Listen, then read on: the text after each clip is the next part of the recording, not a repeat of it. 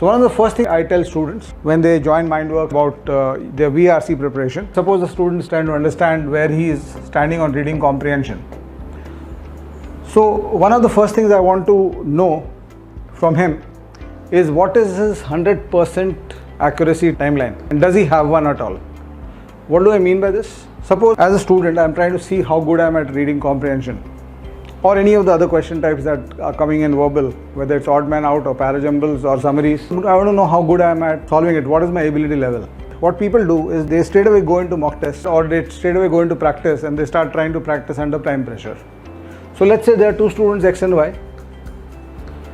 Both of them get 3 out of 6 right. 50% right and hence a 40% net score. So if they're giving a 100 mark paper, both of them are getting, let's say, or they're giving a 70 mark paper, both of them are getting around 25 marks out of 70. So typically what happens is most people will tell them that do the same things. दोनों लोग को ही बोला जाएगा कि same चीज़ करो. But what I would want the students to investigate, how much time do you take to get 6 out of 6? And can you get to 6 out of 6? So suppose I remove the timeline, I remove the time pressure and I say take as much time as you want, give me 6 right answers out of 6.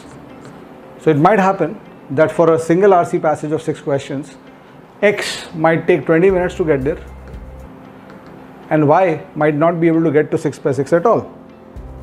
And Y's best case, even after 20 minutes or 25 minutes, is only 4 out of 6. What this shows me that the ability of X is okay. He has got ability, he at least has the 100% timeline. Y does not have the 100% timeline at all.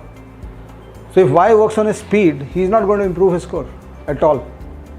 Whereas X just needs to work on his speed because he has got the methods and the mechanisms to get to that point where he can get 6 out of 6 correct. So for Y, the recommendation is to work on ability. For X, the recommendation is to work on speed and solving and thinking under pressure. That's the recommendation for X, and this is the recommendation for Y.